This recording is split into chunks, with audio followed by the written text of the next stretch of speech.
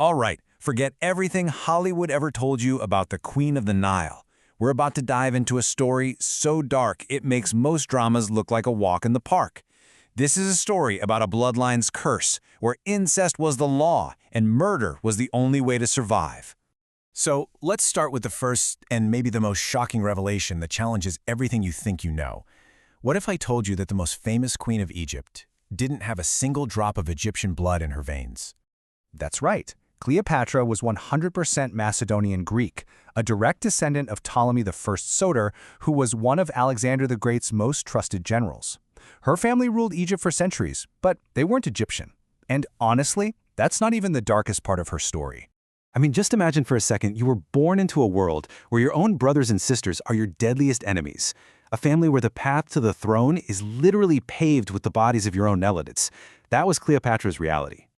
So how in the world did a Greek family end up ruling Egypt anyway? Well, it all started with one of the greatest power grabs in ancient history, a heist that happened right after the death of the world's greatest conqueror. When Alexander the Great died, his empire just shattered. His general, Ptolemy, cleverly snatched up the most valuable prize, Egypt. He declared himself pharaoh and kicked off a foreign dynasty that would rule for nearly 300 years. The nerve of their strategy was just incredible. To the public, they were the real deal. Godlike, powerful, traditional Egyptian pharaohs. But behind the palace doors, they were completely Greek. They lived, partied, and ruled in Greek, treating the local culture like it was just a backdrop for their own power. And this number really shows you how detached they were. For 250 years, not a single Ptolemaic king bothered to learn the language of the people they ruled, a quarter of a millennium. That is, until one person broke the rule, Cleopatra.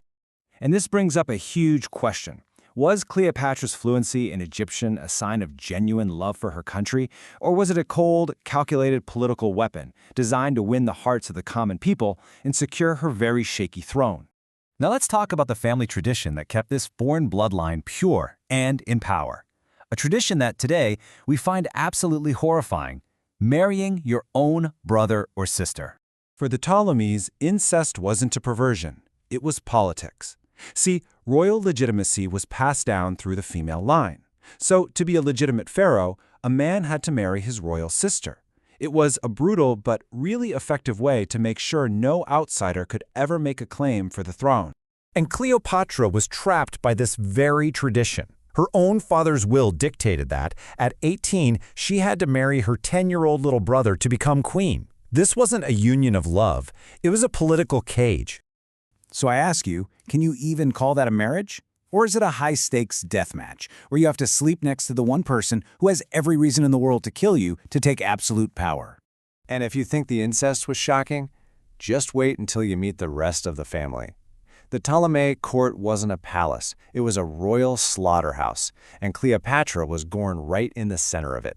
Historians didn't mince words. They described the Ptolemies as ferocious and violent, as savage as a Hyrcanian tiger, a creature famous in the ancient world for its untamable aggression.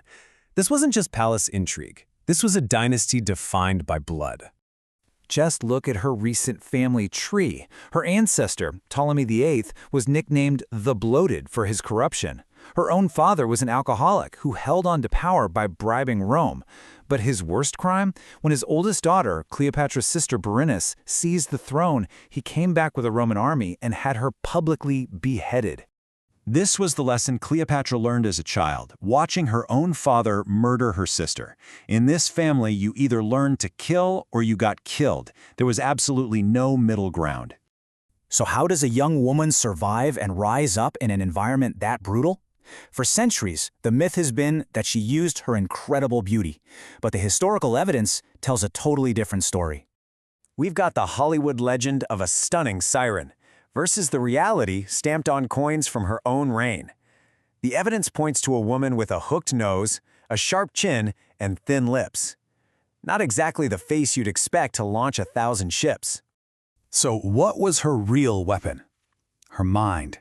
Ancient writers like Plutarch raved about her enchanting voice and her brilliant conversation skills. She was fluent in 9 languages and could charm the most powerful men in the world, not with her looks, but with her intellect and a deep understanding of how to get exactly what she wanted. So this is the impossible situation that a teenage Cleopatra was facing. The curse of her family was now resting squarely on her shoulders, and the challenges ahead of her were just enormous. She inherited a bankrupt country, resentful little brothers who saw her as an obstacle, the horrific memory of her sister's death, and the ever-present threat of the Roman war machine right on her doorstep. The stage is set. In this Game of Thrones, surrounded by vipers from her own family, was she going to be just another tragic victim of the Ptolemaic curse? Or was she about to become the most ruthless player of them all? And that's exactly where we'll pick things up in the next part. We'll dive deep into the stories of the ruthless female pharaohs who came before her, and we will witness Cleopatra make her very first life-or-death gamble for the throne. But before we go, a question for you. What do you think? Was this tradition of incest a clever strategy to preserve power, or was it basically the seed of the dynasty's own destruction? Let us know what you think in the comments, and we'll see you for part 2.